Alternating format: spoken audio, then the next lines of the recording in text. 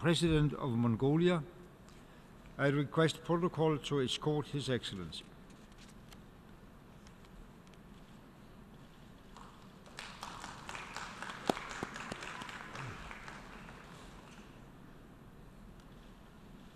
On behalf of the General Assembly, I have the honor to welcome to the United Nations His Excellency Ts.Elbegdorj Sakhia, President of Mongolia, and to invite him to address the Assembly.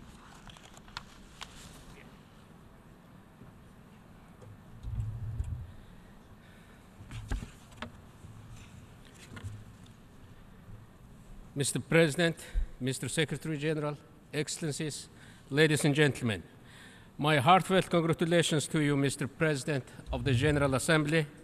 You can count on my delegation's full support during the Jubilee session and the year ahead. Mr. President, we are commemorating the 70th anniversary of the United Nations.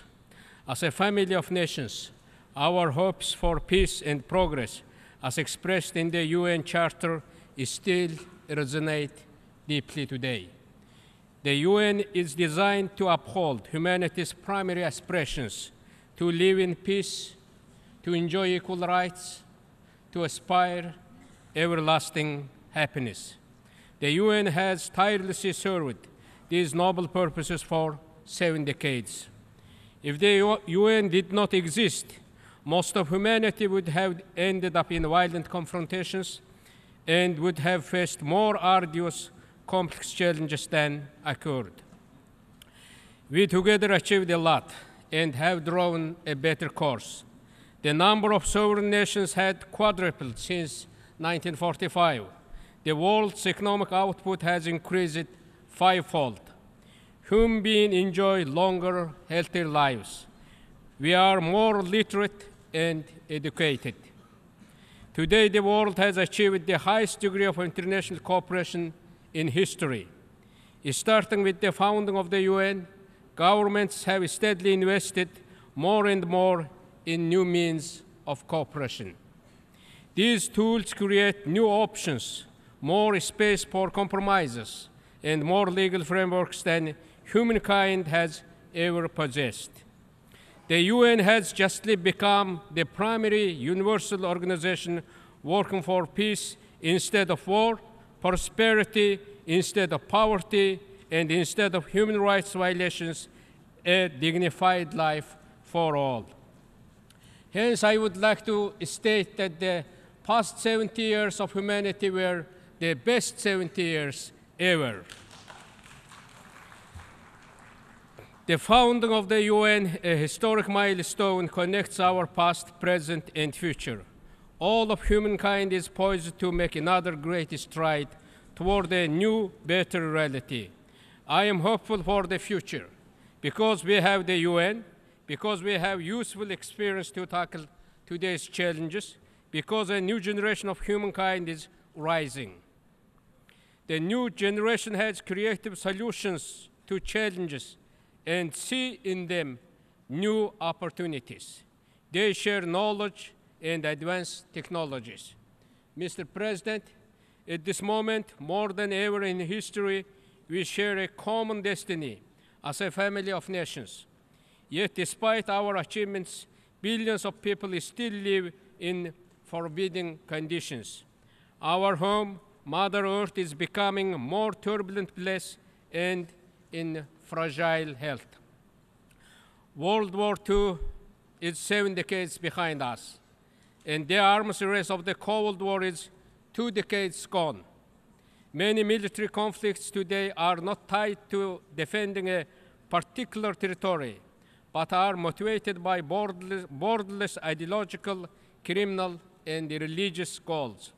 Paradoxically, although we are more aware of these challenges and understand them better than ever, we seem unable to tackle them decisively and effectively. That is why we have gathered here and embarked on a momentous new journey to do much better to transform our world. The only way to bring peace and stability is through a system of rules and norms, laws and institutions that every country agrees to abide by in exchange for the benefits of peace and stability. If the UN fails to adopt a system of laws, we all will fail. The future is not only about the UN. The future is about all of us. It's about our community. It's about our family. Therefore, we have no right to fail. We recently showed that we can make positive changes. Mr. President, at the dawn of the new century, we have since implemented the Millennium Development Goals. We achieved many targets, yet some failed to achieve. Still, by and large, the global community passed the test. We learned lessons about working together and made huge strides toward achieving positive goals. With the 2030 Agenda, the international community produced a new history-making document. The entire United Nations family agreed on this roadmap towards sustainable development. Now humanity has a truly universal, ambitious action plan for the upcoming 15 years. A consensus-based global platform, the agenda is for all, because every single human holds a stake in our planet's future. The 17 goals and 169 targets are real, yet they also embody the dream of humankind. Never before in history have nations reached such universal and unanimous agreement. Our historic 2030 agenda is comprehensive and sustainable. We agreed on urgent targets on a broad range of economic and social challenges and on environmental emergencies. Isn't it miraculous? With one voice, the entire world shouldered the mountain of responsibilities and adopted these bold goals. I recognize the overarching objectives for global sustainable development. I distinguish that is for literally saving the Mother Earth for the future. I accept that for saving the happy, equal human rights. I believe that it's building inclusive, capable institutions and creating prosperous, peaceful, open, just, equitable societies. In order to advance them, the family of nations needs a robust, inclusive, and open mechanism. We must have reliable implementing, monitoring, and accountability regulations institutions in place. I appeal to every member state to adopt national laws and policies to implement the Sustainable Development Goal. Such laws and policies would ensure their sustainability. Mr. President, I am deeply proud of my country's contributions to the common cause of humanity. Over the last quarter century, Mongolia has relentlessly strived to build an open and just society with a free market economy, participatory democracy, and environmental conscientious policies. We made notable progress in the areas of transparency of governance, citizens' participation, and the reduction of corruption, as well as poverty. In the last quarter century, life expectancy of Mongolians increased by 7 years. Our GDP increased more than 20-fold. We believe in human rights and human creativity, and we foster private initiatives. Our private sector generated more than 80% of our GDP growth. My country, within a single generation, peacefully transformed from one of the most isolated, closed regimes in the world to one of its most vibrant and open democracies. Mongolia also created one of the most unique, open, competitive, and fair election systems in our regions. It has nationwide electronic voting and biometric voter registration. We no longer use the wooden or paper boxes or finger inks, and public participation goes beyond electronic voting. Corruption is still a big threat, yet in the past 5 years, with transparent, determined, enforceable policies, our country's corruption index dropped 1/3, according to Transparency International. We will continue to block the menace of corruption head-on. Mongolia is among the top countries in the world by number of media tools used per capita. We have the most open, plural, free of censorship, private media, including social media and burgeoning internet use. We have slightly more than 3 million citizens, yet it feels like there are 3 million journalists too. New media technologies, transparency, and public scrutiny make our society much healthier. We have adopted and implemented a set of laws related to an open, fair service-oriented judiciary. Because the process takes place under strict civil monitoring, people's confidence in a fair court of law is being restored. We also created regulations and institutions regarding public hearings and participatory democracy. And we are prudently enforcing a law called Glass Account, the Budget Transparency Law, which requires full disclosure of public expenditures. Education is key to human development and the country's development. More than 1/3 of our population is engaged in educational activities. More student-centered than previously, our education system emphasizes their practical involvement in learning.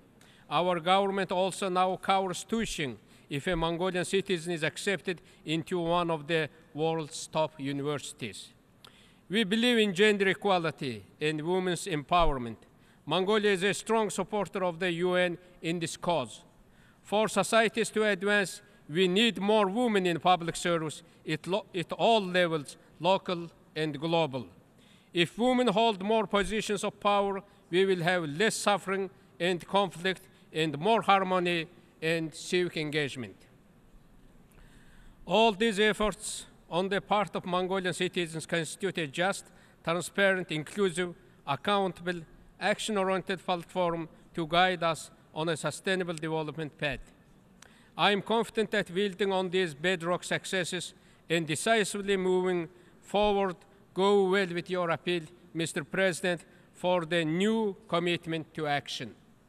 Mr. President, today the world faces a shocking range of new challenges on global scale, from weapons of mass destruction to global warming, from human rights violations to humanitarian disasters, from heinous crimes and mass terror to the breakdown of sovereign states, from an uncertain supply of energy, food, and water to new challenges to freedom and security. When we face global challenges, we must admit one thing. No one country, big or small, can address them on its own. Therefore, the coordinated actions of all players and countries are needed. When all cultures and civilizations unite, we can tackle global challenges. COP21 this year in Paris will be the first new test. It will require the widest possible cooperation by all countries. We all must bear responsibility for protecting planet Earth and its ecosystems for the benefit of present and future generations. We must all ensure justice and fairness around the world. Every nation and government must actively contribute to the global good with their respective capabilities and responsibilities. Mr. President, Mongolia will always commit our humble share to the global well-being. We Mongols are eager to contribute. Our blue helmets proudly serve, along with fellow UN peacekeepers, to maintain international order and security. Mongolia has become one of the 20 largest peacekeeping contributors in the world. So far, 14,000 Mongolian peacekeepers have served on active duty in global hotspots. This is a significant number if you compare with the size of our population. We are enthusiastic to share our experiences of transition in our quest for freedom, justice, and development. When Mongolian citizens share and actively collaborate with countries in our region and beyond, we make our own success more durable. We care deeply about global stability.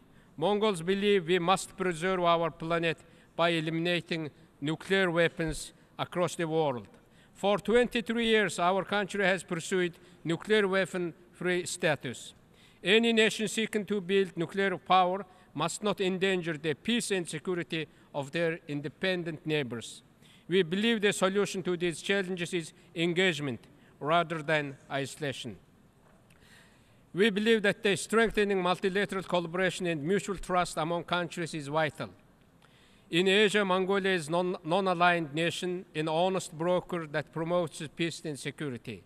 We launched a regional initiative similar to the Helsinki Dialogue, called the Ulaanbaatar Dialogue on Northeast Asia Security. Within the security initiative, Mongolia hosted and plans to undertake multilateral meetings, conferences, and symposia to examine peace and security issues. We also put forward a common platform called the Forum of Asia. A compelling need exists to establish a solid and inclusive platform for comprehensive dialogues involving all Asian states. The Forum of Asia should promote equal representation of interests of all sovereign nations in Asia, small or big. All nations would oblige to each other rather than wrestle one-on-one in the global arena. It should guarantee each member state its independence, integrity, and right to development. We invite all interested parties to be an active part of this cause. Our country also successfully chaired for 2 years the world's most reputable democracy movement, Community of Democracies. Currently, Mongolia chairs the Freedom Online Coalition, the first Asian country to lead this important community. We promote universal internet access. We support a comprehensive convention on internet freedom to be agreed to by all UN members. I appeal to everyone to work collectively to advance the great global digital revolution will bring more prosperity to humanity. Mongolia has pursued a peaceful, open, multi-pillar foreign policy. This stance enabled us to declare Mongolia in a state of permanent neutrality. Our national laws and international treaties to which Mongolia is signatory are consistent with neutrality principles. Therefore, I kindly ask your sympathy and support for Mongolia's peaceful, open, neutral, and active foreign policy efforts. I am convinced that Mongolia's status of permanent neutrality will contribute to the strengthening of peace, security, and development in our region and the world at large. Recently, Mongolia hosted the Asia-Pacific Human Rights Conference. Also, for the first time in our country, the autumn meeting of the OSCE Parliamentary Assembly was convened. The human rights experts and European parliamentarians had fruitful and lively discussions, exchanges of views. The conference was also a splendid opportunity for them to comprehend firsthand our achievements in protecting and advancing human rights, in exercising the rule of law, and running a pluralistic, open society. We are honored to host many events in the coming months in a year in our capital city. Most important, the 11th ASEM Summit will be held in the summer of 2016. Leaders of 53 countries of Asia and Europe will meet in Mongolia on the 20th historical jubilee of the founding of ASEM. I earnestly look forward to welcoming them. Mongolia will further consolidate and strengthen our peace initiatives' role as mediator. Our doors are always open for dialogue and engagement.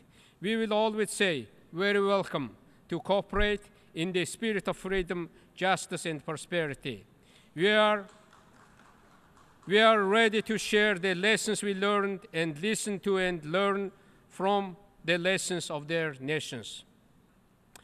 I wish to stress that Mongolia is running for the first time for a membership on the UN Human Rights Council. We believe the United Nations Human Rights Council is a crucial body for the protection and promotion of human rights worldwide. It's a platform for open discussions on human rights issues that positively impact national and international policies. Mongolia reaffirms our full commitment to the promotion of human rights and willingness to share our experience transitioning to democracy, fighting against corruption, abolishing the death penalty, and ensuring genuine human rights. I kindly ask every member state to extend your valuable support to Mongolia's candidacy to the UN's Human Rights Council at elections in October. Mr. President and esteemed leaders, we, the United Nations members, and need to mobilize the full potential of humanity to achieve the primary purpose of the creation of the UN, namely the promotion of peace, respect for human rights, and inclusive economic and social development. I believe that in the 21st century, the UN will remain at the heart of our common humanity. Its mission will be defined by a new, more profound awareness of the sanctity and dignity of every human life, regardless of race, gender, and religion. Still, there are plenty of cases of cruel violation of human dignity and rights. One thing is certain: every nation state should always strive for good governance, strict rule of law, and sound human rights policy. I reiterate the appeals of all the speakers to this esteemed assembly that we must vow to exercise clear, decisive leadership in effectively tackling tough challenges and fulfilling the UN's core missions. We have many opportunities that can benefit the world. We are the first ones in history who have the potential and technology and the resources to resolve the world's problems. When I observe a giant military exhibit, I wonder what a huge amount of money and human ingenuity and time are being spent on war machines and weapons of mass destruction.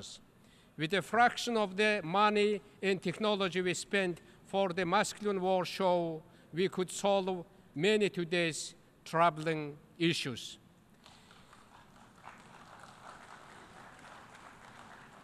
We also have a smart, tech-savvy, energetic young generation who will soon shoulder our tough challenges with their innovative, dynamic, shrewd solutions. They give us hope and strengthen our confidence. Mr. President, esteemed delegates, I would like to reiterate that the UN's solemn purpose has always been to enhance global peace, protect fellow human beings, and contribute to the global well-being.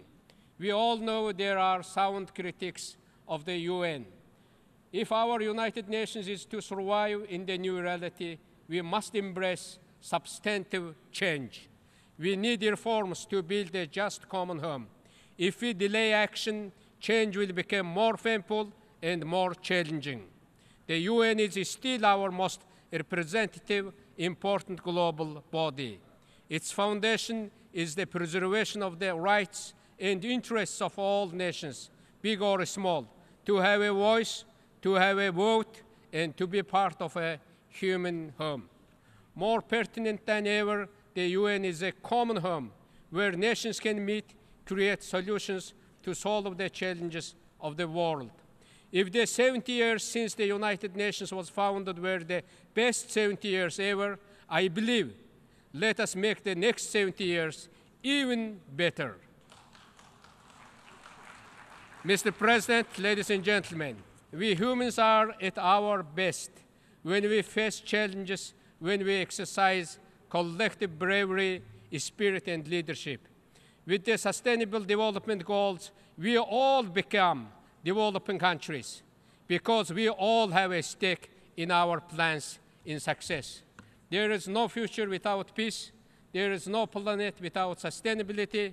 There is no humanity without justice. Let us strive for victory. Let us all be champions. Let us raise all our flags on the finish line, and let us proudly present them to our beautiful planet's next generation. Thank you for your attention. En nombre de la Asamblea General, deseo dar las gracias al presidente de Mongolia por la declaración que acaba de formular. Ruego a los representantes que permanezcan sentados mientras despedimos al presidente.